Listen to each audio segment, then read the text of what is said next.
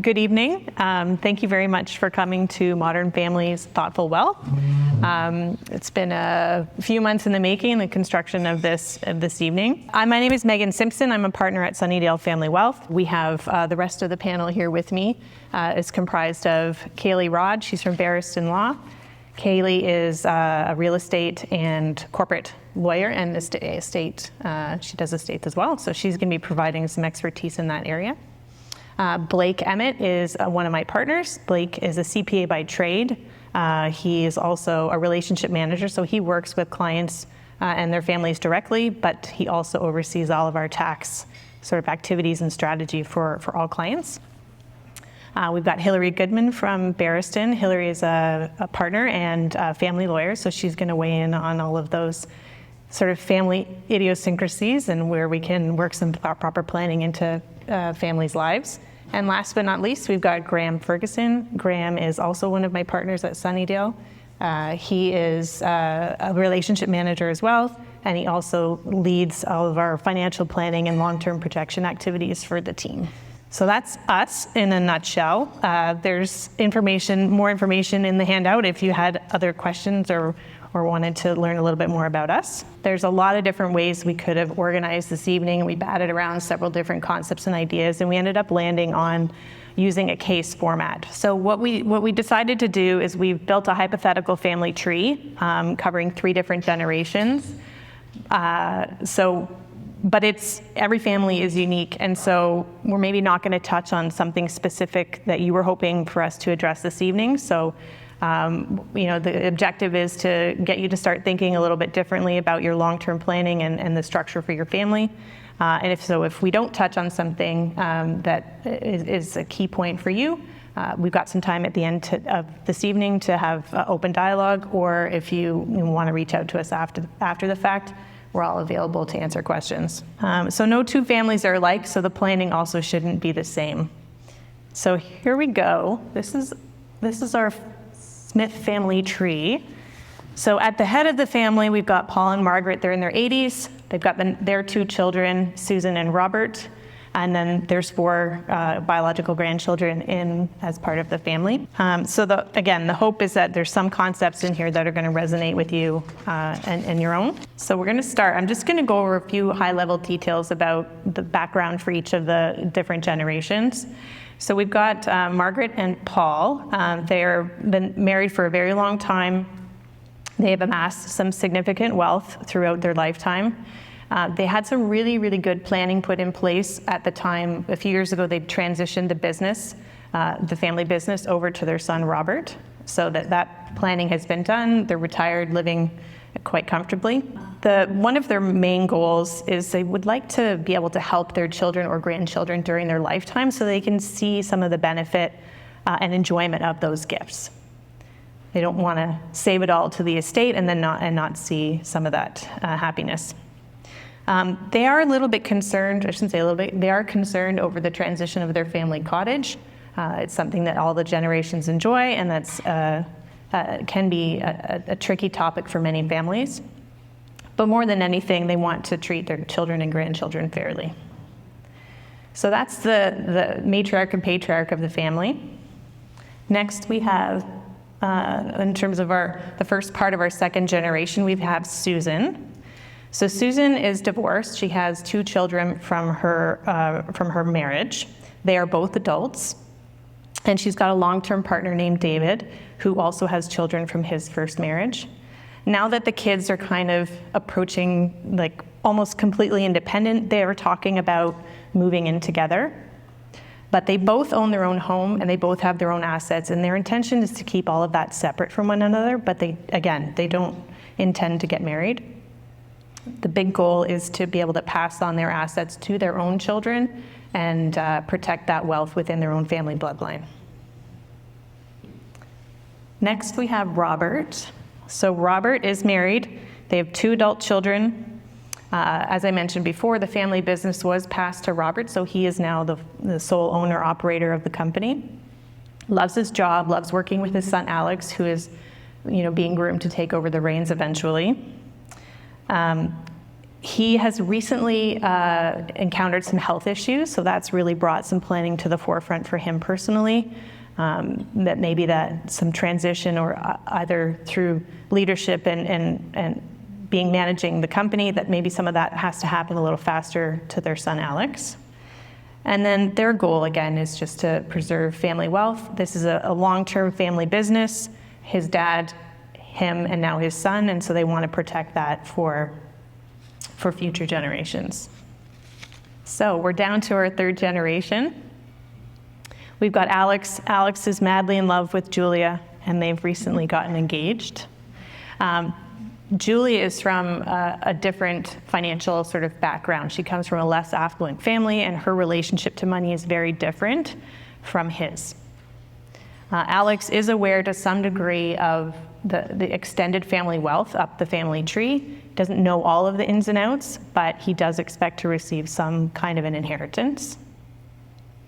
And he's not love blind. He's fully aware that roughly 50% of marriages end in divorce, and he does want to put some protections in place because of this, family business. But he's also really concerned about how to bring that up into conversation with his soon-to-be wife. So in terms of key themes that we're going to be tackling today, is that as family wealth grows, so too does complexity. When we're blending families together, it creates planning opportunities, and it's an opportunity to get things organized now and have open communication now to ease the stressors down the road.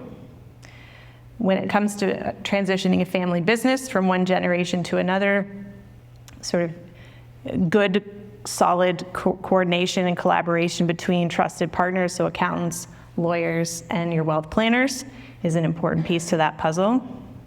And overall, the real overarching issue and theme here is communication. So sometimes those difficult, uncomfortable conversations now can save a lot of family heartache and challenge later on down the road. So where we're gonna kind of lean to here is I'm gonna pass the mic over to Hillary. So Hillary's gonna give a high-level overview of the difference between marriage and common law in terms of the family law dynamic. So as Megan mentioned, I practice strictly in the area of family law. So I sort of divide my practice into two sections. The first part, which is about 15% of my practice, is about the strategic planning. So I do marriage contracts, cohabitation agreements. But the bulk of my practice is really the other end, when things don't go right in the planning stage and there aren't proper protocols in place, or when individuals don't engage the panel here, because I think it's a problem, obviously, when the proper planning isn't put into place. So in terms of that perspective, I see the back end, whereas Megan, Kaylee, Blake, and Graham would help build, preserve, and transition wealth. I'm on the other end. So in terms of my approach, I might be a bit of a pessimist on the panel today because I see the benefits and the somewhat burdens without the planning piece. We've included a chart in terms of the difference between marriage and common law, and I think that's a really important place to start because there's a lot of myths out there with respect to the different rights and obligations with marriage and common law couples. I've had many people walk into my office and say, well, we've been together for 20 years, we have got kids together, we own property together, we don't have a marriage certificate, but we've got the same rights. And it's a tough conversation that I have to have with them that actually they don't. And the law does not treat them the same as married couples. And it's gonna be a bit of a harder file for us because it's going to be evidence-based. It's going to be looking at each individual asset. What's the ownership? What are the contribution? It's going to be all evidence-based. So that's sort of number one in terms of the distinction. The key differences, so in terms of married, that's the Robert and Amy. So that's Robert, who Megan described as the individual who is currently having health issues, and he's currently in charge of the business and wants to pass it down to Alex. So Robert and Amy, they don't have to negotiate their rights. They're in a married situation. The law provides that the growth between the date of marriage and heaven forbid a date of separation, that's split 50-50. Any spousal support, that's guaranteed because they're married. and they don't need to document the years of contributions. We don't need to do an evidence-based approach with that individual. And I've highlighted in terms of the different rights, we've got matrimonial home. So the first big piece is the matrimonial home. So that's a big key distinction between the common law and married couples, because the matrimonial home, as soon as that becomes a matrimonial home, as soon as you're married, that's deemed essentially 50-50. Whereas in the common law spouse, which is Susan is Robert's sister, she's, I think, dating David, but they're not yet married or don't plan to marry. That's never going to become a matrimonial home. So with Robert and Amy, the matrimonial home is deemed 50-50, and absent a marriage contract, that's essentially the law. With respect to property division, so property division, again, it's really clear. It's an equalization approach, so it's essentially a ledger. What do the parties have at the date of marriage? What do they have at the date of separation? You're splitting that 50-50. That's what the law indicates. And then in terms of pensions, that's actually a big one, because if you think about it, nurse, teacher, hydro linesman, there are a lot of great pensions out there, and that's mainly one of the biggest assets. You've got a matrimonial home, and usually it's the second piece is a pension, and when you're married, that's an automatic right, so that pension is automatically split, and that's a big distinction that doesn't happen in common law couples. And the last one is estates, which Kaylee will get into, but there is an automatic estate rights when you're married. And then you've got the common law piece. So the common law, the law doesn't really provide for common law couples right now. There's nothing statutory. I think that probably will change, given, I don't know if you've noticed, a lot of the younger generation, they're not getting married. So they're staying common law, there's no intention to marry, and as a result, the law isn't keeping up, I find.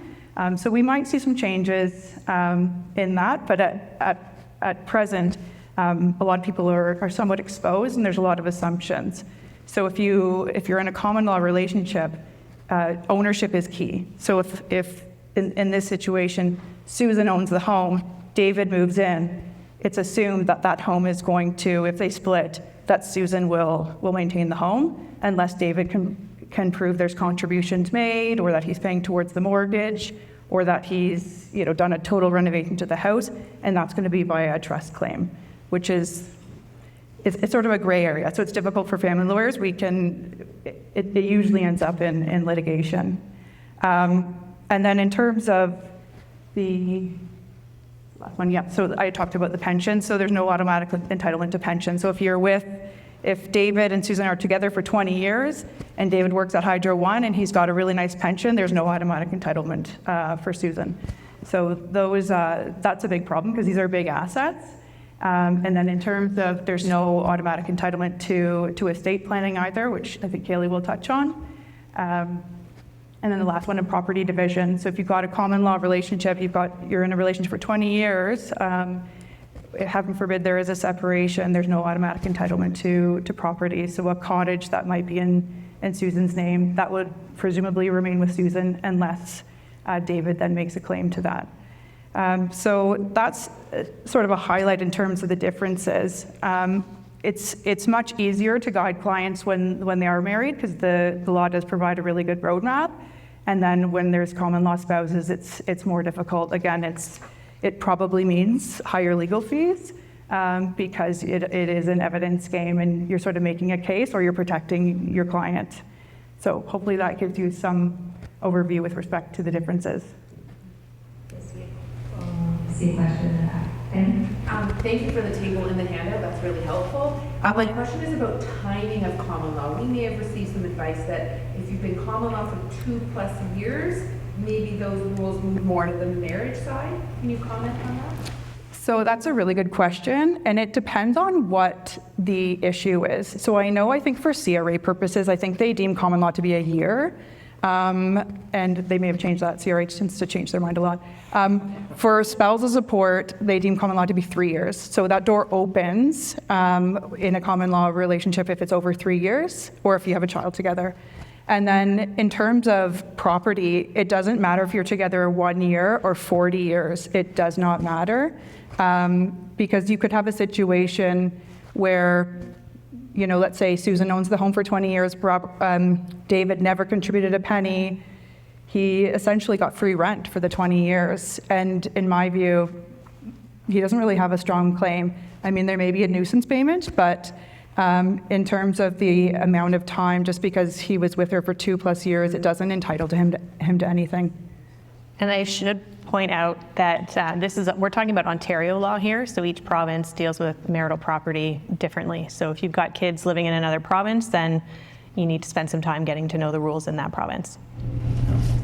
You had mentioned about the property division, and I'm assuming by the word property, we're talking about physical properties. What if it's a business property? That in a common law setting where one partner owns a business and pre-owned it going in, but then there was separation down the road. And so this is a common law relationship?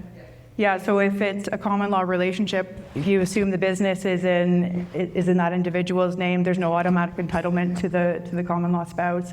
The problem is that, and my take home today for everyone is going to be, if there's any concerns, I would get a marriage contract or a cohabitation agreement, because you want your intentions to be clear.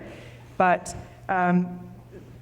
if the individual who doesn't own the business thinks, well, I did the payroll, or I looked after the children when he was building the business, there may be some trust claims they can make. And the uncertainty is difficult for the person who obviously owns the business. So it's probably wiser for them to have the discussion in advance and say, this is my business. There's no intention to share with you. Let's meet with lawyers. Let's meet with planners to get that papered. So it doesn't have to be at the start. You haven't missed a window if you didn't do it before you moved in together. You can have that type of agreement while you're cohabitating, and then you can also have a marriage contract after you've gotten married. So a lot of people think of prenups from our friends in the South as something that you have to have, but you can have a marriage contract at any point in the relationship. Oh, we got one in a blue shirt. So where does income inequality fit into that? Like if the guy running the business is making $200,000 a year and his wife's making zero, is there any claims on the income inequality through common law versus marriage? So that's what spousal support would be relevant. And so spousal support, as long as you're in a relationship for over 3+ years or have a child together, then common law, you do have that opportunity.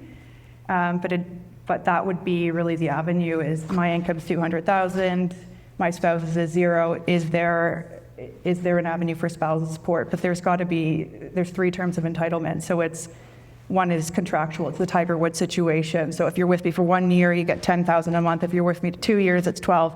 That's the contractual basis. The other 2 are, one is compensatory, which is I stayed home, I looked after the kids, you went off and you had a great career, so I should be compensated via spousal support.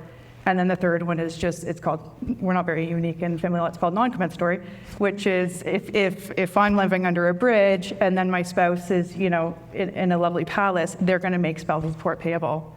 And then you're going to look at the income. So they'll look at my $200,000 versus my spouse's zero, and it's basically a grid. It's like a meat chart. So what happens when you go from being common law to deciding to get married? So that now the home is equal, right? What happens with the value? Like, is there anything that happens at the time that you get married? Because you were living there before common law. Is there anything that you've done in writing or anything?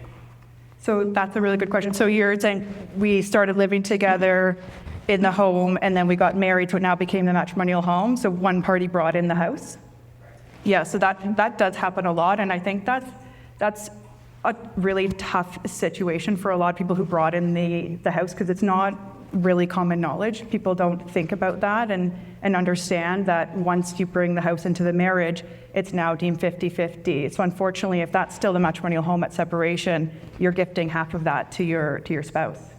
Yeah, and it's not, I think I was aware that probably was what would happen, but I just didn't know if there's anything you needed to do at that point in time.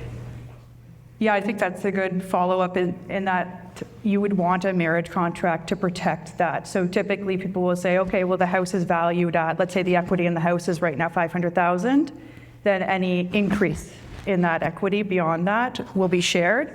But the initial $500,000 is protected to the individual who brought the home in.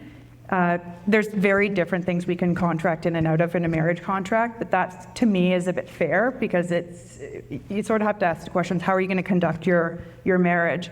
If you need a new roof, is that solely going to be the person who brought the house in? If not, if it's going to be a joint purchase, then they should have some equity in the home. They should be building something, or else your spouse is never going to be inclined to put money into the home. And so you usually want to ask the clients, like, what's the intention here? How do you want to conduct your marriage? And then we can draft accordingly. So Hillary, I have a bit of a follow-up question for you here on this. So how do you help younger clients start those conversations around, or maybe you could give a case example of a client where you did, let's work together towards having a marriage contract and the intention was clear. How do you encourage that dialogue? So I'm finding that a lot of my marriage contracts and cohabitation agreements are second marriages or second relationships because people have a lot to lose at that point. They've been in a relationship for 10, 20 years and now, or they've been through the separation process, which is somewhat traumatic and financially difficult. So they know, okay, the second time around, I'm gonna plan for this. But for the younger couples, they have to somewhat have something to protect. A lot of people, when they're marrying in their early 20s, 30s, there's not a lot to protect there. So if you have a younger couple that, let's say, has a house or something to protect, I think it's just about communication. So having a really clear discussion. I think in our situation with Alex, he's got a responsibility to the family business. He, both grandfather and his father want to make sure that family business, there's a succession plan. So he has an obligation, I think, to his parents and grandparents to protect that. And that's probably where I'd start. It's not a fun conversation to have. We're engaged and now we have to go meet with a lawyer to protect, myself in the event of a separation. Nobody likes to think that way, but it saves a lot. Heaven forbid there is a separation, because the way these agreements are drafted, it takes the guesswork out of everything. So a little bit of planning goes a long way up front. I've got a question here. Blake, I'm going to hand this one over to you. So when we are dealing with blended families, what are some strategies that can be used to balance fairness, protection, and independence in a way that aligns with their goals? I think like the big thing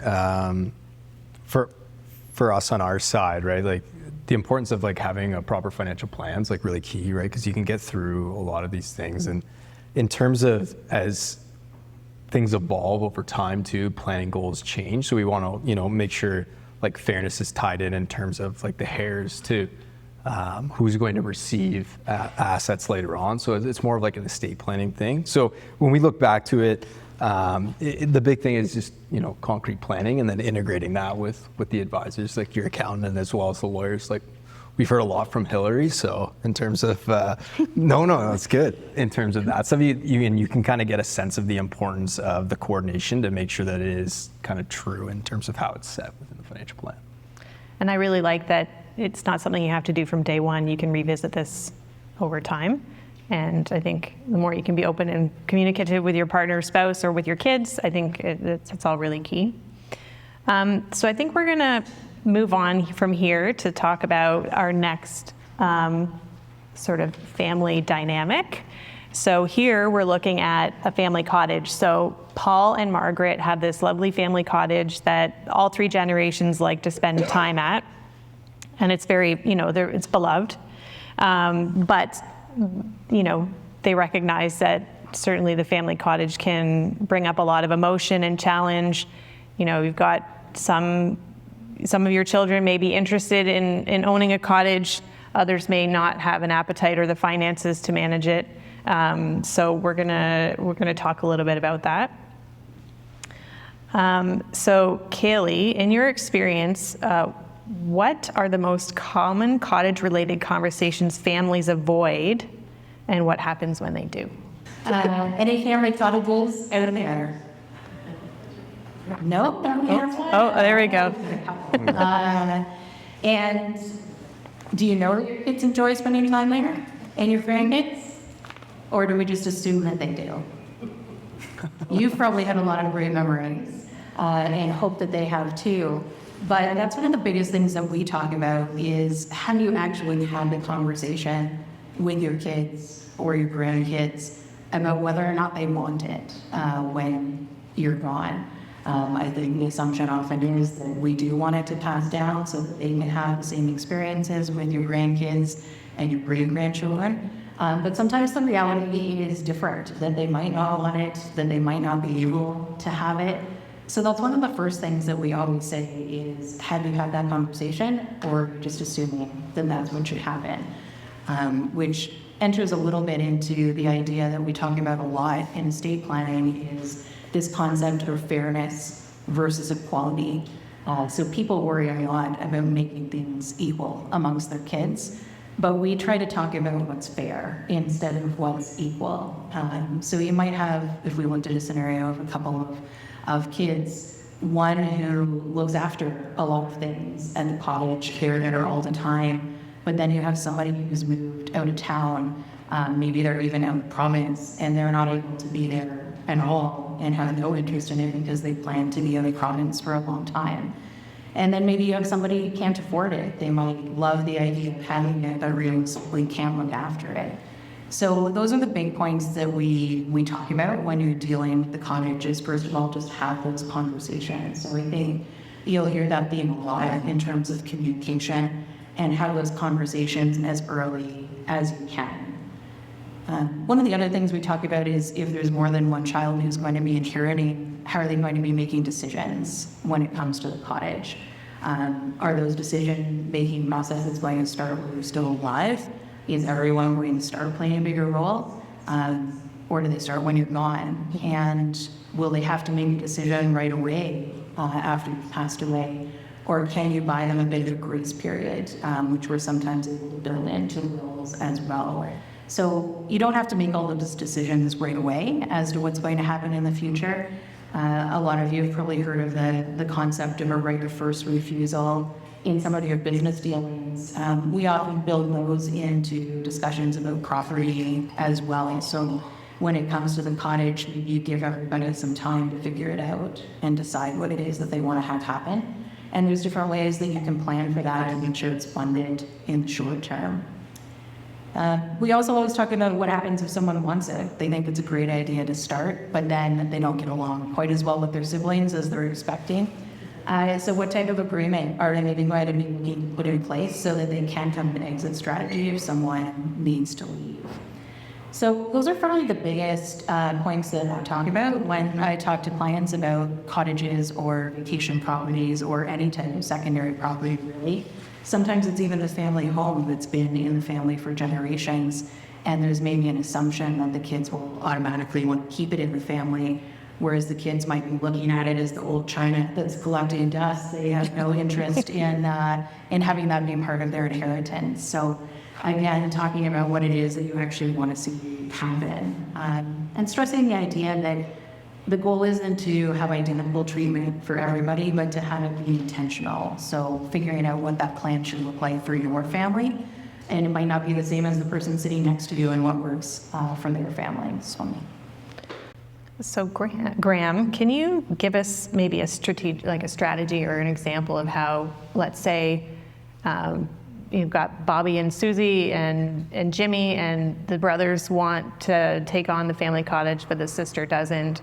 What strategy can they put in place to equalize that? For sure. I think number one, Kaylee, you really nailed it on the head, this topic with the cottage, and you outlined a lot of the things that we have to consider.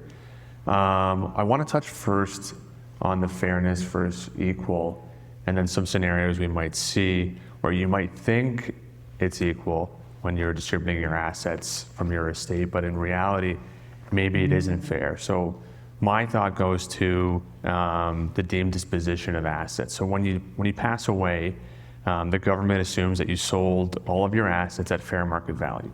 So a lot of the time, your cottage it's a secondary property, and especially in Ontario, they might have appreciated in value significantly. So when you pass away, there's going to be a big tax liability, and there's ways to strategize to minimize the impact of that tax, but you might leave the cottage to one child and then leave maybe your investment assets of equal value to your other child. But there's going to be a big tax liability on the one side that you might not have accounted for. So say you have a big capital gain on the cottage, your one child's going to receive that property, but the estate still bears the tax liability. So unless they're going to liquidate or sell that cottage, which a lot of the time the person that's going to receive the cottage might have an affinity for it and is not going to want to do that, they're going to have to find a way to cover the tax liability. And oftentimes, if there's not sufficient cash, they might have to draw on the investment. So even though in theory it seemed equal or fair to provide the property that's equal value to one child and the investments to the other, the investment might have to be drawn on and then devalued in order to pay the tax liability. So that's one thing I wanted to talk about there. And then some strategies you can use to kind of offset that tax liability is insurance is a very common strategy. So you might have an insurance policy. And again, you're gonna have to do a financial plan and project out the projected value of that cottage upon your eventual passing. So it's not gonna be a perfect science, but you might do an insurance strategy, and then that death benefit would be used to cover that tax liability when you pass away. So in that way, it's more fair or more equal the distribution of your cottage asset and then your investable assets to the other child. Thanks, Graham. So I'm actually going to turn it back to Kaylee. Oh, sorry, I have a question. So we don't have a family cottage, but we do have a U.S. Ah. It's kind of the same thing. It's a secondary home, but it's not even in Canada. So do we need specialized advice? Do we need a U.S. lawyer? Yes. That is always our recommendation. Firstly, because the laws are different in terms of property ownership and the transfer upon your death. So we always want to make sure not just that it's a U.S. lawyer, but it's in the particular state that you're in, just like our here provincial laws are different. But also because obviously the tax treatment is different as well. So we always want to make sure that you're working with your U.S. and Canadian tax advisors, and then not only that you're consulting with a U.S. lawyer, but that you're probably having a will put in place for just that property. And part of that reason is, most of you are familiar, I'm sure, with the term probate, which is the official act of the court stamping your will as the final will and appointing your executors. So that happens in Ontario, usually on the second of you to pass away. But the U.S. will also, and most foreign jurisdictions, will also require a similar process. And so if we had to rely on your Ontario will, then it would make all of your Ontario assets basically open and visible to what goes on in the U.S. courts, which for some people won't matter, but for some people they don't love that idea. So by having a U.S. will in the state that your property is in, then it lets you just deal with that asset through the U.S. courts as well. So. I was going to ask you to talk about probate, so you Yeah. started to do that There you already, go. so thank you. Can you maybe talk a little bit about Ontario State Administration Tax? Yeah, certainly. So we still use the term probate because that's what most people are familiar with. It basically boils down to taxes that the government charges when someone dies. So it's gone through a number of names. It used to be called the death taxes. Apparently probate was a little more PC. And now they've changed it to the estate administration tax, but most of us still refer to it as probate. And so it is a tax that gets levied against your assets and technically your liabilities of the estate as well, and is charged at the time that you pass away. So part of the process that your estate administrator and executor will go through is looking at the value of all of your assets, compare those to your debts, and then pay the government the taxes that they're due. So right now it's currently 1.5% of the value of your assets.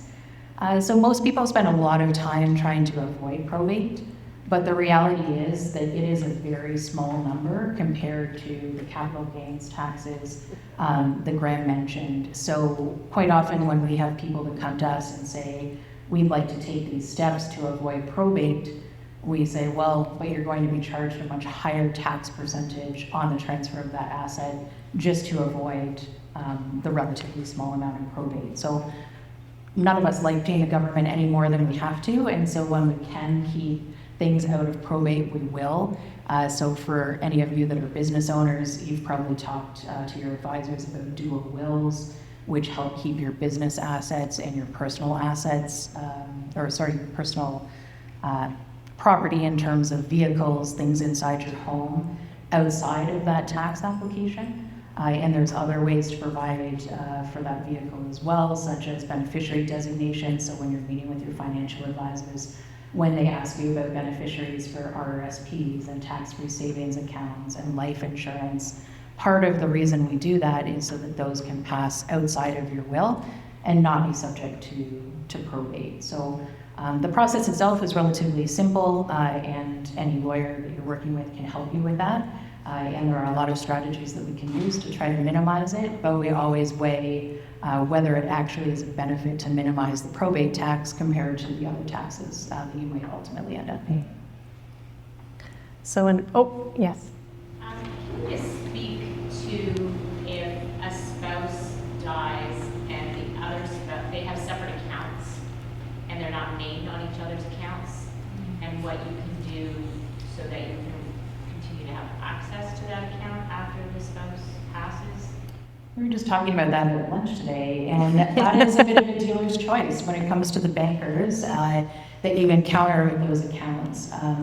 So if somebody has passed away and you still have separate accounts, the general rule of thumb in the banking world is that those accounts will be locked until you obtain probate, which can be annoying at its best and really, really harmful to people at its worst if you have one person who's the main income earner and one person who isn't, and they have separate accounts.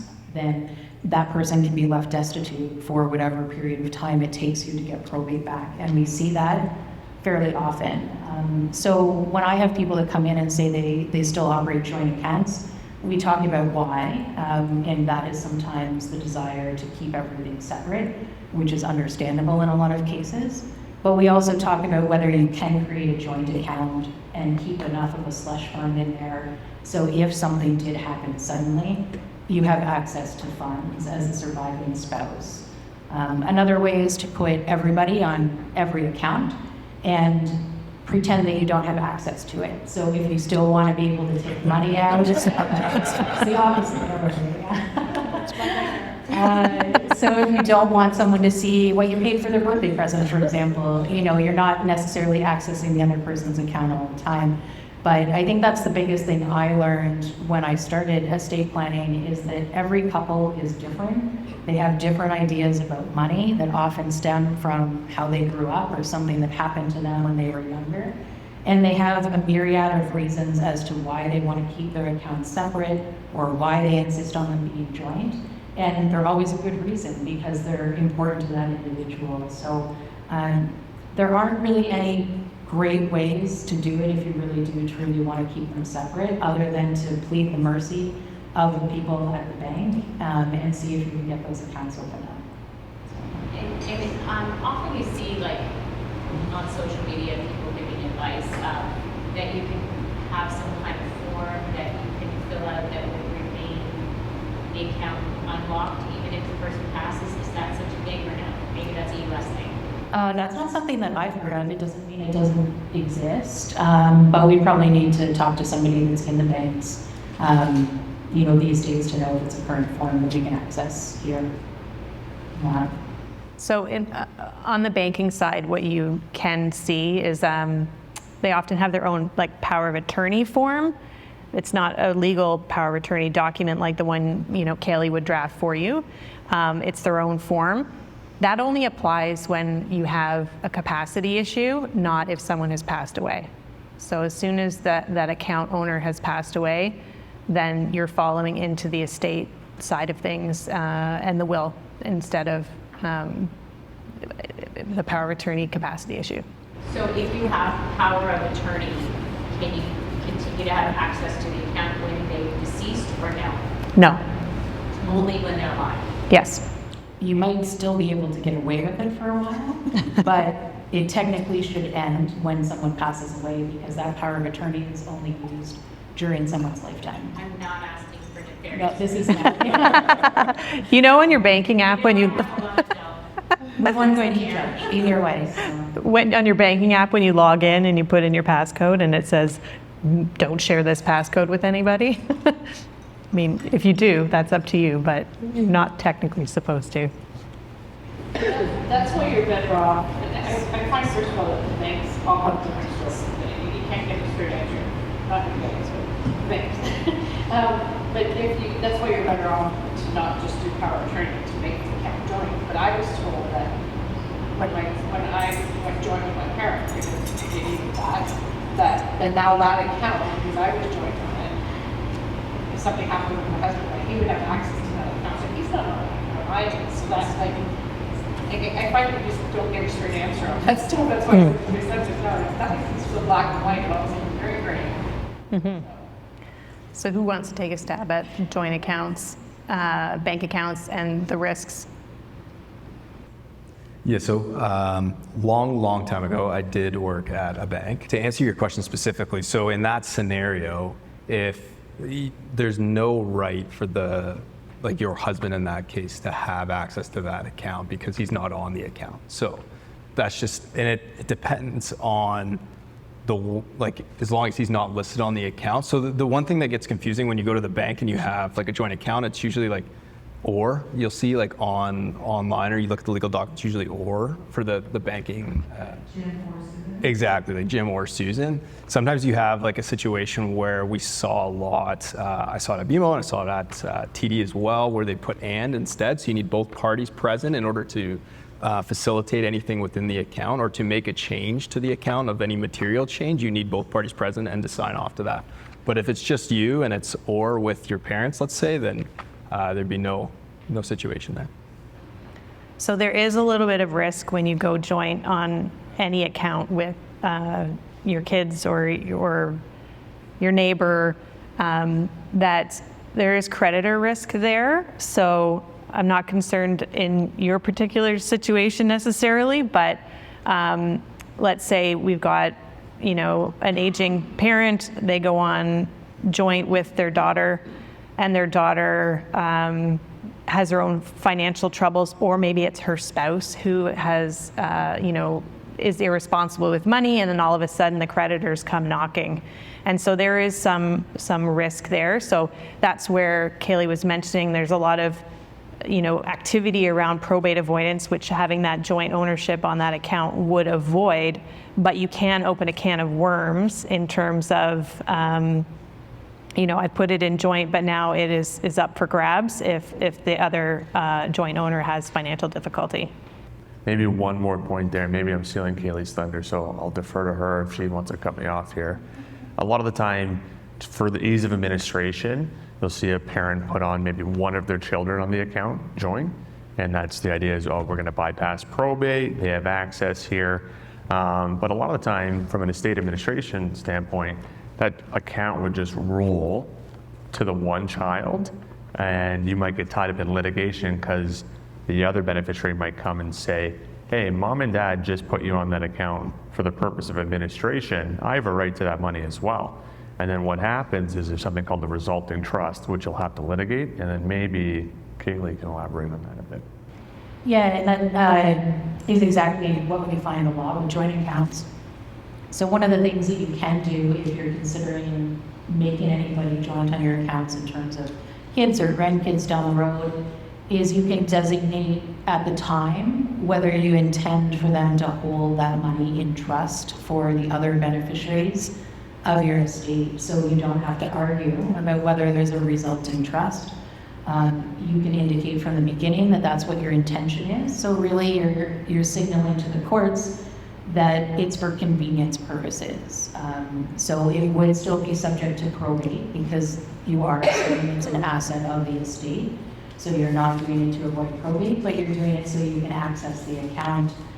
After somebody dies, you can continue to use it as necessary. And during the lifetime of that person, you can have it be used more conveniently. So what's the best way to document that?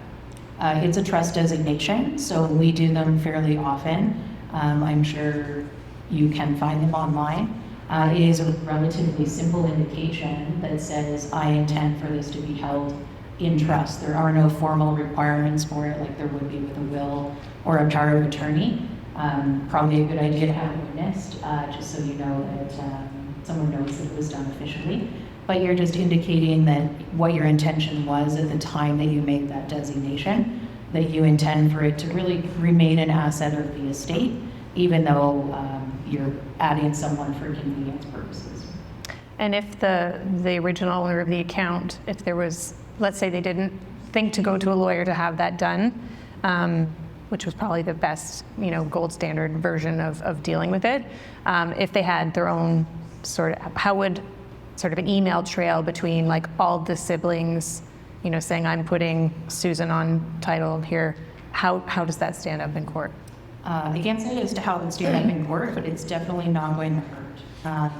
Again, it's that transparency and communication issue that is the biggest piece, because really it most often comes down to an argument. So the example Graham used is one child is put on the account and then doesn't want to share it with the others.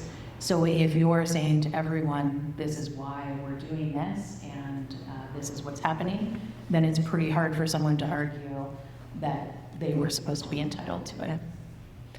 So document, document, document. Yes. If there's a trust set up, I'm just trying to think of the right word to say it. If there's a trust set up for a particular reason, but the will isn't updated. So the will is not updated. So there's a trust that's been set up, and then there's someone else on a joint account. Like, does the trust take precedent over things? Like how my mom wanted stuff to go, because now I'm in this mess. So how she wanted stuff to go was based on siblings died. She didn't update the will, but she has all these weird rules and stuff now. But I'm assuming because he's dead, everything.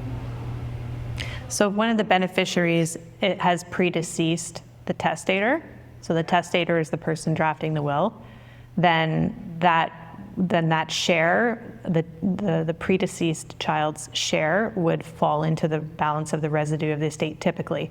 But, we would have to see the detailed documents and everything else to be able to, comment more thoroughly. You make the decision to avoid the trust because they know like it's a Henson trust. So if the trustee, can the trustee make the decision to avoid it? No.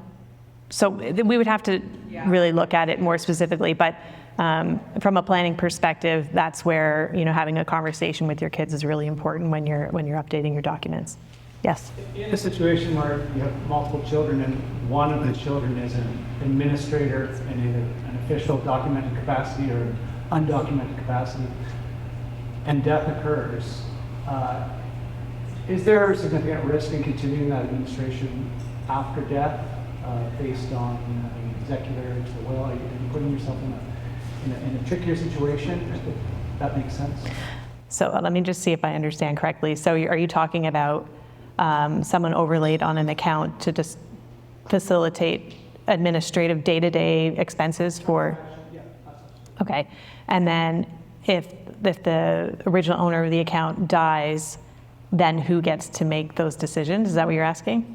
In a way, I guess more, what is the risk in continuing? Is it a hard stop where you move into execution of an executor, a will, or are you able to maintain kind of status quo for the short term to continue?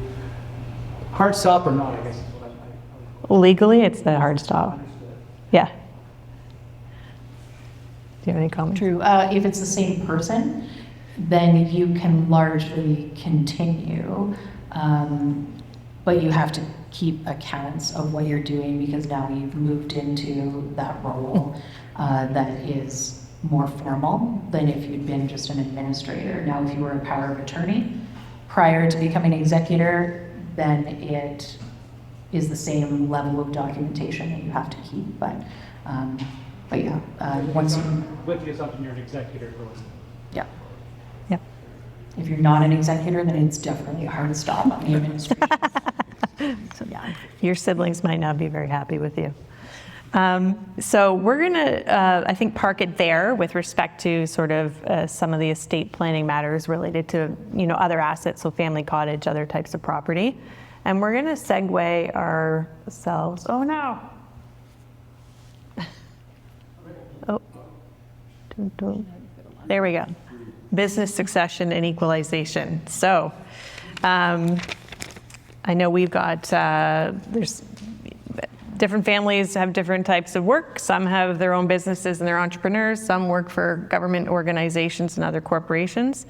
But our case involves Robert, who has taken over the family business from his father, and they're now, working towards transitioning over time the responsibility of that company over to his son Alex. So in your handout, we actually included a checklist. So one of the questions in there is, have we considered how family businesses will transition in the future? So I'm actually going to turn it over to Blake, and maybe you can talk about what, in your experience, a well-coordinated transition of a family business looks like. Yeah, so in terms of the complexity of this, it's not an easy thing. So I would say, I'm going to pick three things for the sake of time. So one would be communication, which has been a common theme tonight. The other would be structure, and I'll elaborate on each of these here in a second. And then the final one that I just want to hit is tax and estate planning, of course. So the first one being communication. It came up earlier in terms of the family cottage or any of these examples, but I find a lot of the times when you get in the room and you're at that point, the conversation hasn't happened between current business owner and person that's taking over the said business. Does that party want to do this for the rest of their life or actually want to run the business? And I think it's really important, you got to have that kind of heart to heart. I like to say, lock them in when you're going on a long drive and kind of hash it out if you can, kind of in some regard. But sitting on the 401 is a good way. But the communication is key. And then to elaborate on that, the communication doesn't stop there. Even at that point, you say yes, of course, but it's the communication go through the transaction, because a lot of these things take a lot of time. And then it's post-transaction too. So the communication is so crucial in terms of the success of the business, whether that be small, medium, or large, is so important. In the structure, when we look at it, it depends on the scenario, right? So of course we want to look at current structure, and when I say structure, I mean organizational structure in terms of what's important to the business and going through it in that regard. So we want to look at current structure, and then how that flows into future structure in terms of if we're doing freeze or we're making any changes at that point in time. And then this kind of bleeds into that final point of tax and estate planning. So at this time, we can really look at and working with lawyers and your financial planner, we can really project out, we can get a really good understanding of what the estate will look like at that point, so we can plan for that pending tax liability that kind of Graham mentioned earlier with respect to a cottage sale. Same thing happens, of course, when you own a business. So those are the three things that I'll just highlight right now, and then I'll pass it back to Meg there to. So what happens when you've got two kids, a lot of your wealth is tied up in your family business, one child wants to take over the family business and the other one wants nothing to do with it? So Kaylee, how would you work with a client to solve that problem? It again is very individual to each family and what their plans are long term. And again, this concept of equality and fairness comes up as to how estates are going to be divided. And to Blake's point, sometimes we run into situations where the shares of a company are left to one child and there's no money in the estate to pay the taxes. And we run into that situation, so there hasn't been enough planning in advance, or situations change. Maybe the investments didn't go as well as people planned. So now you have one child who's getting nothing and one who's inheriting the shares of the company that may or may not be worth a lot. But the reality is it didn't work out the way the parents had planned it or intended it to go. So that's the consideration that we're always balancing, is people trying to figure out, okay, if I give this person this piece of my estate, how am I going to balance that out down the road? So I think it's that concept, and then the other piece that we talk about a lot when it comes to business ownership is the concept of the actual shares of the business and owning those shares versus the value that's attached to those shares. So this comes up in the family law realm as well, when people are looking at how things might get divided. There's ways that we can provide for the transfer of the actual shares of the company, but then we have to deal with what happens to the cash equivalent. So the child who doesn't want to be involved in the business is probably still expecting an inheritance from that business. So is it that the child who's taking over the business will pay out 50% of that business to the other sibling? How is that going to be valued? How is the payment going to be structured over time? Is it 100% upfront? Will that bankrupt the person who's taken over the business? So there's really a lot of considerations that factor into that. And again, it varies greatly by individual families and what their long-term goals are. But I think the most important piece, other than planning in advance, is knowing that the plan might all fall apart and you need to replan. That this is a dynamic process over the course of your lifetime, and what works now might not be feasible in 5 years, either because of the economy, because of the type of business you have, because of changes in your own family. Heaven forbid, maybe something happens to the child who's taking over the business. So always think of your plan as something that's not set in stone. It's going to be changing as things in your life evolve. The other key part that we talk about when it comes to business planning is not just what happens when you die, but what happens if you're not able to run a business and are still alive. As people are living longer and hopefully healthier for longer, sometimes that's not the case, or even sometimes things happen to us when we're young that we need to make sure that there's someone in place, either through powers of attorney, which can be specific to just the business. They don't have to be the same person as the person who's looking after your personal assets, but making sure that you've provided for what will happen in that situation as well. We spend a lot of time talking about wills, but I actually think in a lot of cases, what you want to have happen will happen, whether you have a will or not, but what's going to happen if something happens to you and you're still alive and can't make these decisions yourself. So. And I would say the last piece is making sure everything talks to each other. I see a lot of people that have a really nice shareholders agreement, whether it's drafted by us or by someone else, and it's sitting in one drawer, and then they have a will in a different drawer, maybe in their office, and then they have a financial plan with their advisors, and have those people talk to each other? Do the documents all relate to each other? What are the pieces that have been taken into account? I sat in a really good education session that said you can do everything separately with the separate professionals and nothing is technically wrong. What they've each done individually in their silos is correct, but it doesn't help you if you're hoping to have an integrated plan. So I would say that's the biggest piece on the planning side for that piece. So I'm going to use that as a good segue. So in Robert's case, he does have some unexpected health issues that have started to rear their not so attractive head.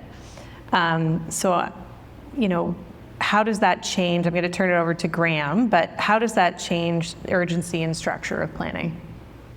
Yeah, in an ideal world, you'd have structure and a strategy implemented prior to a health concern coming to fruition. So obviously it makes those decisions more intimate and to the forefront.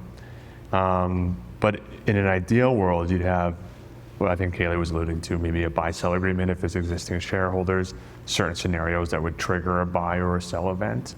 For someone that's maybe key to the business, like Robert likely is, maybe you have what's called key person insurance. So it's insurance that the business pays for that's related to this key person. And then similarly, there could be further insurance strategies within a buy-sell agreement that help with liquidity concerns within the business Kaylee touched on, maybe there's not enough cash, they don't want to bankrupt the business in order to buy someone's shares out. What's a way to ensure that there's enough liquidity that the business continues to carry on, even if someone becomes ill or sick or ultimately passes away? A lot of the time, insurance is a great way to ensure there's sufficient liquidity within a business so that can carry on if someone is sick or passes away. Okay, thanks. When considering transitioning the family business over to Alex, Robert might rightfully have some concerns over how to protect the business and be concerned over the long-term viability and sustainability of Alex's new relationship with Julia. So Hillary, I'm going to ask you here. So how would you advise Robert in this situation if he came to you and said, oh, Alex is getting married, he's meant to take over, what do we do next? Thank you. So that's a pretty common issue that we approach with marriage contracts. So in this situation, Alex is 28, he's marrying Julia, but Robert, the father, has concerns. Okay, this is a big family asset, I want to protect this, I don't want half of it going to Julia. So in that situation, we would recommend to Robert, let's get Alex set up with a marriage contract. And then we have to talk about the terms. So the business, to me, is very different than the cottage scenario, because the business is not only an asset to be Alex's asset, but it's also his income source, right? So when we look at, okay, heaven forbid the marriage with Julia doesn't work out, if Robert's insisted on a marriage contract that says Julia gets nothing from the business, no income, no value to the business, I would have concerns that that marriage contract might not even stand up, because if they have children, there's going to need to be some income payable from the business for child support. If Julia, let's say, stays home throughout the marriage, she may be entitled to spousal support. That income source is still the business. So I can't tell Robert, absolutely, we'll protect your business, she will never see a dime, and nor is it fair. So you have to look at it, you have to explain to Robert, listen, Julia, if absent a marriage contract, Julia should get from the date of marriage to the date of separation, she should be entitled to half the value of that business. So if it's valued at $1 million in 2027 when they marry, and then if they separate in 2037 and it's $2 million, she should really get the $500,000, the increase from the $1 million to the $2 million valuation. So if we're going to sit down with Alex and say, okay, can we exclude that? We need to justify that to Julia, right? And her lawyer is going to say, absolutely not. The law would say you're going to get 50%. Why would you ever waive that? So there has to be some middle ground. I think Robert's going to come in saying she gets nothing. Julia's going to say, I want half, and then Alex is in the middle. He wants to start this marriage on the right track, so he's going to have to find some compromises, and it could be we insert, maybe there's a cap. I think we're never going to insert any clauses that say his income is off the table for child support. That just never, the marriage contract will never hold up, but maybe we limit it for spousal support if we can. I still think that's a bit lopsided. I mean, people can contract out of anything. So in this situation, it may be appropriate to say Julia's never going to get a value, so Alex is never going to have to equalize the value of that business. But I think from an income point of view, I think that's somewhat inappropriate.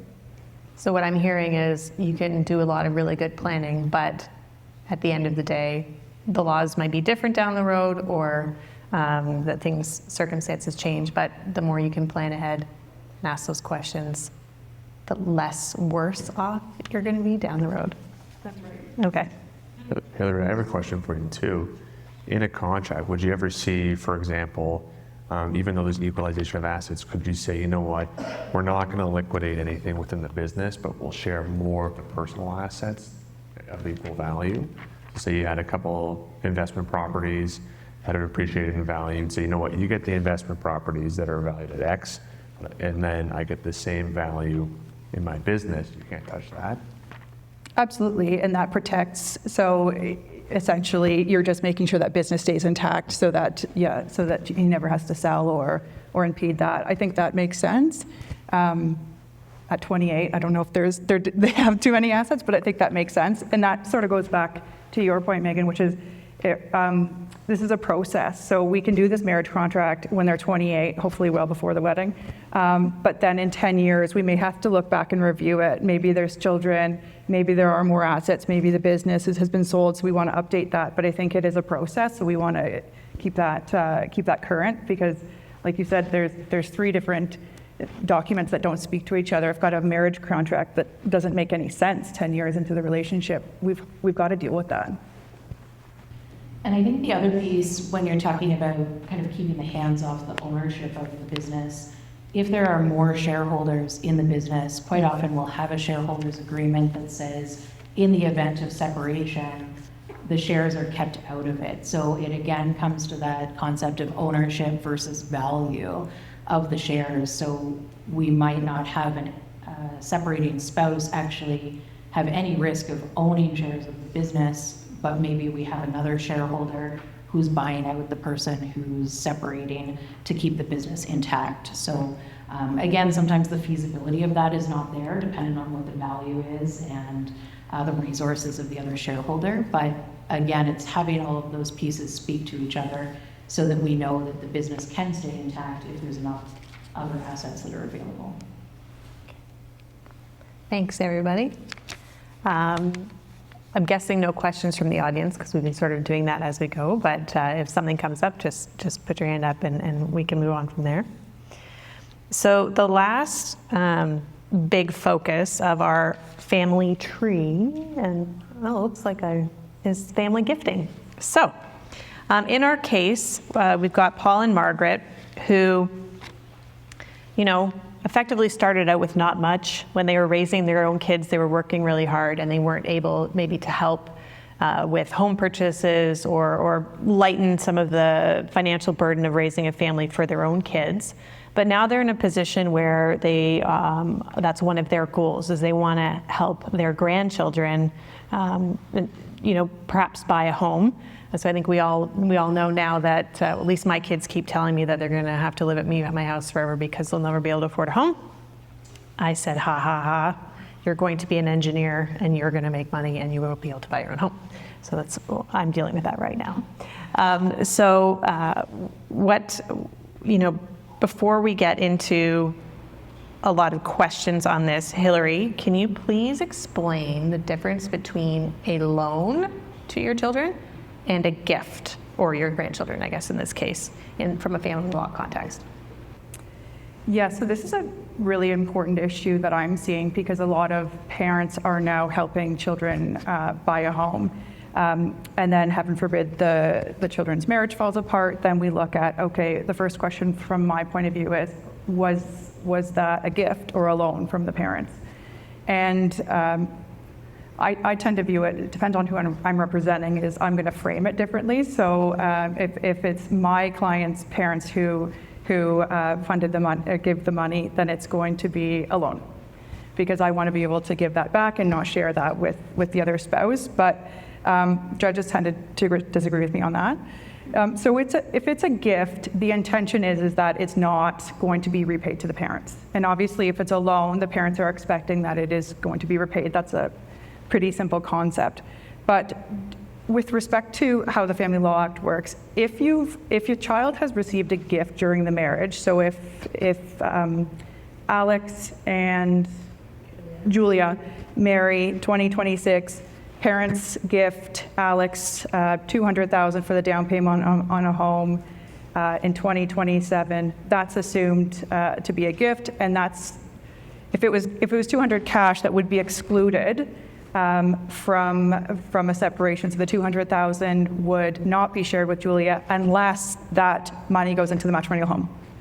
So, and that's what people are doing. They're taking that 200,000, they're buying their first home. So the exclusion is lost, meaning Robert has now gifted Julia $100,000 because the equity in the home is, if it's 200, he's given her half the value. So the problem that we see is there's no documentation with respect to the intentions. What happens is you have a dinner out with your parents and they say, okay, we've got some money, we'll give you the 200,000 or we'll give you the 200,000 for the home. Nothing's documented. And in fact, when Alex goes to buy the home and he says to the bank, I need a mortgage. I've got $200,000, but I need a mortgage to the balance. The bank says, okay, where's the $200,000 from? It's from your parents. We actually want your parents to sign a gift letter. And so now it's not even the choice of Robert or Alex, it's the bank making the decision to say, okay, this is a gift letter. The gift letter typically says, Kaylee knows more about this than me, but it says this is a genuine gift. There's no expectation of repayment, and no part of this is a loan. So then that is going to be evidence for a judge one day. So keep that in mind. So now everybody's thinking this is now a gift. And so how does that flow through in the event of a separation? Okay, Robert gives Alex and Julia, Alex $200,000. They buy the house. They then separate.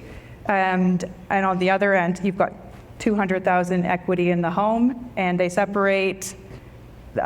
Julia's getting $100,000. So Robert's gifted her $100,000. Half the inheritance is gone to Julia.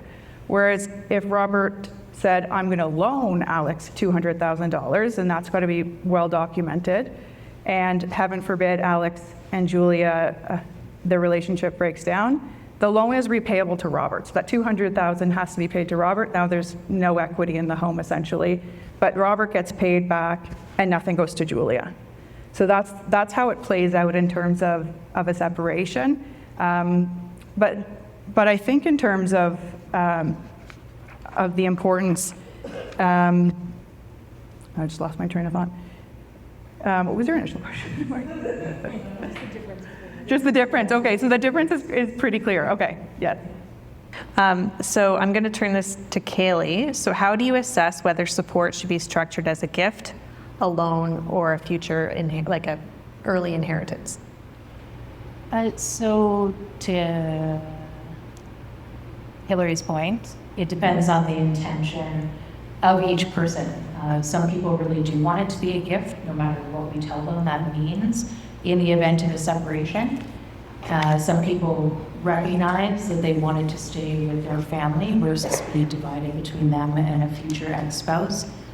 And in that case, it will be documented as a loan. Hillary and I have actually been going around this conversation the last couple of weeks where someone is loaning money to their siblings. So it's not even a gift to children and grandchildren. It might be you've come into some money, the sale of a business. Now is a good time to let people benefit from the gift that you've given them during your lifetime. So as Megan said, you get to see the smiles and enjoyment and make their life a little bit easier.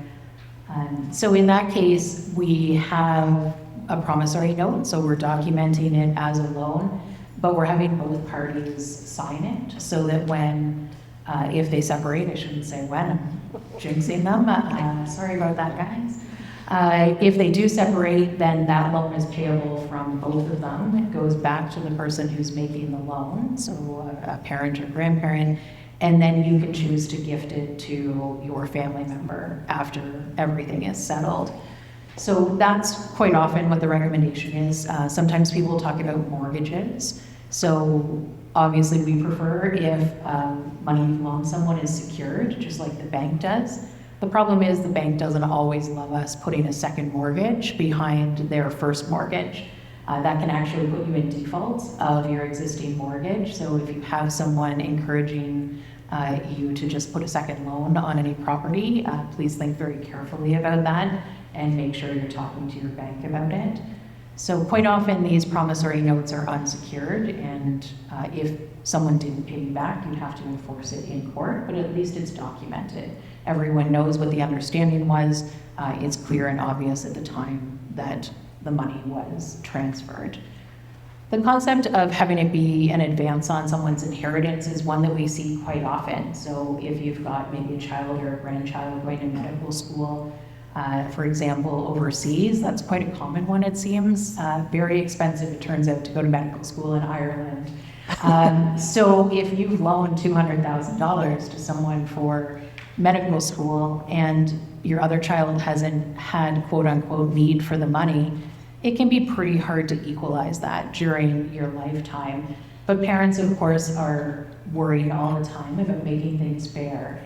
And so we talk about how you can bring that into account at the time that you pass away. So if we're doing that type of advance to people, again, we might evidence it with a promissory note, but we would say in that note, this is intended to be an advance on your inheritance and will be forgiven at the time that you pass away. Or it can say it won't be forgiven, and then it gets taken into account in that manner and essentially deducted from what that person would have received from the estate. We also have the concept of what we call a hodgepodge clause, which I think is one of the strangest terms that they have in estate planning, even though there are a lot. And again, it's just a shorter word to describe bringing things into account. So it's actually quite a wordy paragraph, given that the name is so short. It says, when we pass away, we're going to equalize things between all of our beneficiaries. So that's one way that parents are able to do that in advance. Yeah. Sorry, I've just got a question. Ruling out a marriage breakdown or excluding it, is gifting or a loan a favorable strategy to reduce probate on an estate? It would effectively reduce probate if it was a debt against the estate. So that is one consideration if you're looking at how you're going to do it. So Not a gift, a debt. a gift wouldn't, because it's essentially gone from the estate. It would have to be a debt. Yeah. Just on that note, though, if you already gifted the money in advance, it's not part of it. Oh, fair enough. It would reduce it because it's not there. Right. Yeah. So you're right. It does effectively do it in that sense as well. Yeah. So when we're working with clients who are maybe, there's one child who has a bit of a heftier financial need during their parents' lifetime, we encourage clients to really keep track, a detailed record of any gifts that they've made in life, so that when, if they do have that hodgepodge clause in their will, then there's documentation to show exactly, what was given. We can say here, if Robert was given money versus Susan or vice versa, keep a good detailed record of that. And then an even better step forward would be to have that child who received the funds sign that ledger or sign a letter to say, yes, this, mom did gift me this, and I understand the intention is to equalize through the estate using a hodgepodge clause. How much can you gift a child while you're still alive and not, and there won't be any tax implications for the person receiving it? Can I gift each of my children $100,000 and it's not going to affect their income tax? It's my understanding. That's correct. Yeah, in Canada, that's correct. In some different geographies, that's not the case. Like you may be, from friends, and it sounds like you have a property in the U.S. In the U.S., there is a gift tax. It doesn't affect you, but that some people think that the rules apply across the borders. But in Canada, no. If you give a gift, there's no tax implications for that, unless you're selling an asset in order. And no tax to the child, so they don't have to claim it as income. Was there? Well, I was just going to say, in our situation, we're a blended family, so we did, and like Eric, we did a tab system, so that every child's need is different, and my techie husband made an app for it. Every child has to submit a receipt, and it has to be agreed upon by us, and then the funds get given, and it goes on a tab to what will ultimately come off their inheritance. Okay. So it's like a living will, but it's each child can only see their tab, but they fully know, and they're responsible for documentation, so we're not chasing them, and it works for them. That's a really, really cool strategy. I know. To patent.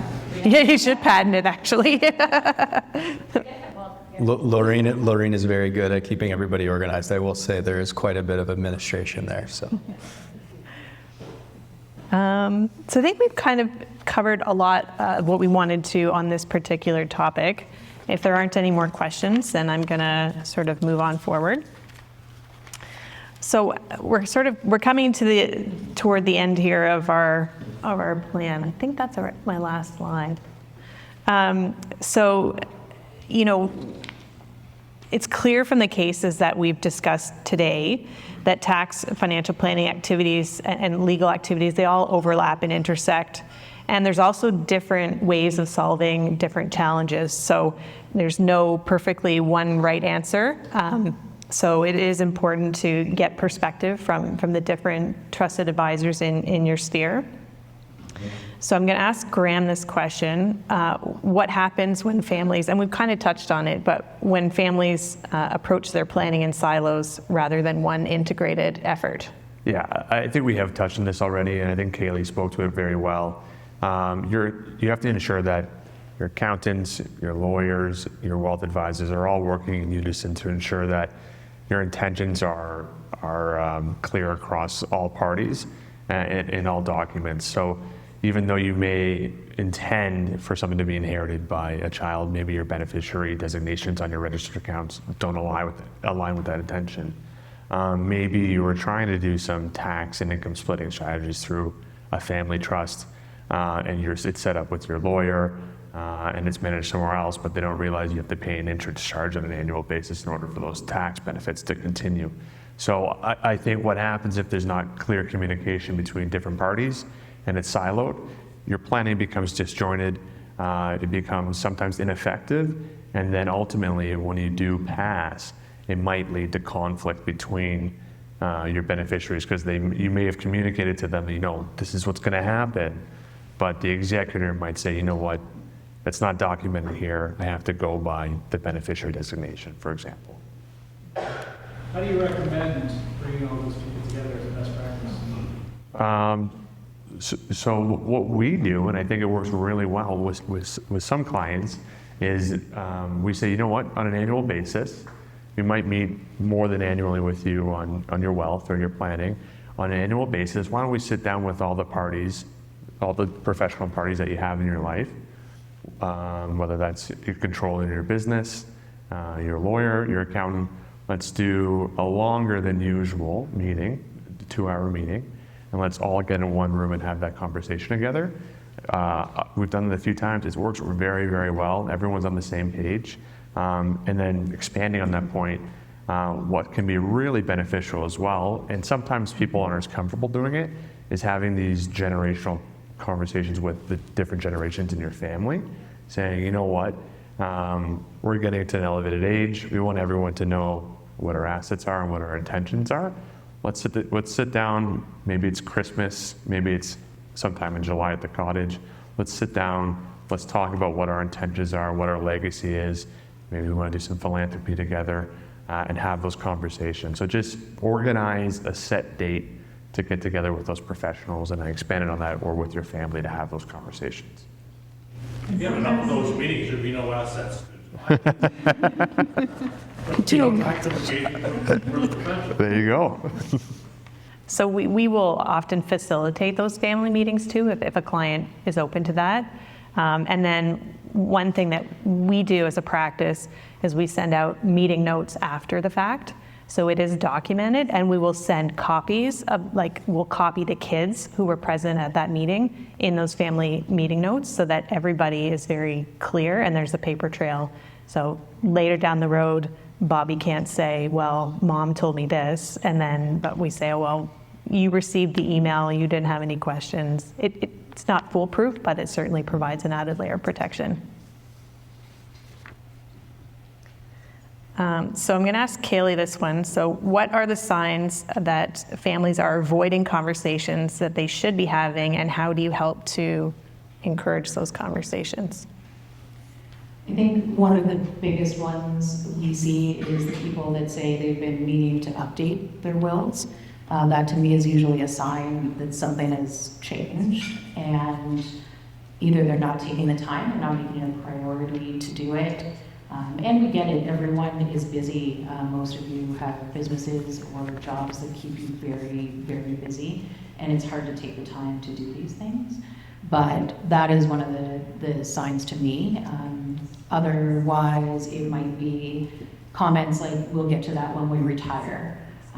We'll look after it later. We'll even things out as we go along, talking about money that's been loaned to the kids. As we all know, sometimes the universe has different plans for us, and we don't always get the time that we think we have. So whenever we hear those comments, we encourage people to have the conversation sooner than later. As Graham said, it might be, at a family get-together. I always say it's much easier to have the conversations now when everyone's healthy and happy than it is to have them over a hospital bed. And I've been there for both types of conversations, and I can certainly tell you which ones go smoother for everyone. But I think a big piece of it is trying to encourage people that the goal is not just to give away your stuff. I know we've all worked very hard for the money we have, the businesses that we've built, and the intention is to leave a legacy. But I think for most of us, the legacy is a family that gets along long into the future after you're gone. And sometimes, depending on how things get divided, that is not the case. We have a very healthy estate litigation department for that reason, because things fall apart, particularly when the second parent goes. I find that when the first parent passes away, the kids kind of hold it together until the second parent is gone, and then the gloves come off. One of my favorite graphics that I use when I present is a father sitting behind a big wooden desk, and his 3 kids are on the other side. And he said, there's not going to be any problems after I'm gone, right? And the bubble above the kids is saying, no, Dad, of course not. But one of them has an axe behind their back, the other has a shotgun, the other has a mallet. And it's very true. And these things don't even boil down to the money a lot of the times. It doesn't matter what the size of the estate is. We see issues in big estates and small estates. It boils down to who thought their parents loved them more, who got a pony when they were 10 years old and who didn't. And these things have been festering for a really, really long time. And those are, I think what we spend a lot of time talking about is, how do you think your kids will get along as executors together?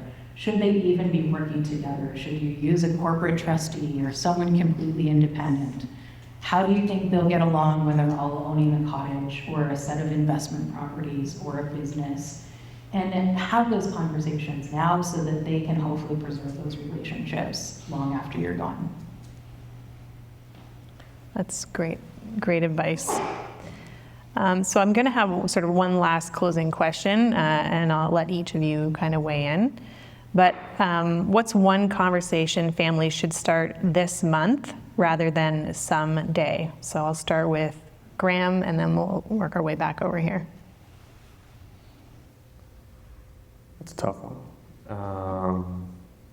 I think what it comes down to is what I mentioned about having those family governance conversations, sitting down. Just make it clear where your intentions are. This is what we'd like to happen. Here's how we see it coming to fruition. And then have those tough conversations early. Thanks. I would definitely agree. I think from my perspective, I would probably just advise to just invest in this. Like, I see a lot of people who come in and they start off in the consult wanting a marriage contract because maybe their real estate lawyer said it was a good idea, and then they don't really want to follow it through. They don't want to spend the money because, of course, this marriage is going to last, and then the document never gets signed. And I think it's important that these documents are finalized, because they do save a lot on the other side. And I think the second piece is really, we are seeing people come in with AI drafted agreements or online agreements, and they come in and they're relying on that. This is my marriage contract. This is what, lawdepot.ca spit out 6 years ago, and it's not reliable. I don't think that's, a good alternative. There still is a lot of merit to meeting with individuals, to having a plan, to getting this process done, and to having it evolve throughout the life changes that are approaching. That's sort of my advice. I would say challenge your advisors. To your point earlier, I think it's really important to, one, understand what you're doing, but you have every right to challenge us up here, your financial advisor, and I think the industry, from the client's perspective, has become complacent, and I feel that you have every right to challenge to have more for what you pay for from our perspective. I can't speak from a legal perspective, but I can speak from an accounting perspective as well as the wealth management perspective, and I think that's really important, and I think you guys have every right to challenge your advisors to make sure that you're getting the outcomes that you think, that we know that you deserve, kind of thing. So.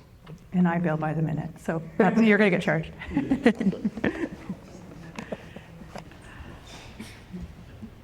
Well, and I do think the point that was made earlier that having everyone involved is more expensive, but it is probably less expensive than what the repercussions might be if things don't line up. So, I've been in the shoes of the people paying for legal fees and accounting advice. I know what that's like. But I think for me overall, I don't care which conversation it is you start, but just have it. I think we've all heard the saying, the best time to plant a tree was yesterday and the second best time is today. So if there's a conversation you've been putting off, if you haven't looked at your wills in a while, if you were intending to document something that you've loaned to a kid, pick one of those things and check it off the list and just get it taken care of. Thanks, everybody. So just in wrap up, if there are no more questions, just really appreciate you taking some time to spend with us this evening. Hopefully there's a few little nuggets of wisdom that you're going to walk away with, or a little bit of motivation to get on that to-do list that we all seem to sort of park because, more interesting, exciting things take our attention. So inside your handout, we did include the family planning wealth checklist. Not sure what's happening with my computer. But it's sort of meant to be something that you can use as a guide to open your mind to different sort of points that maybe require clarification or some action. We're going to stick around here for the next little bit, and so we're available if you have additional questions. There's still a little bit more food. Have another drink if you'd like. Our website and contact information is also on, so the Barriston one and the Sunnidale Family Wealth websites are on there, and our contact information can be found through there. So if you go home and you're thinking about something else, after tonight, please feel free to reach out, and any one of us would be happy to talk to you. Thank you.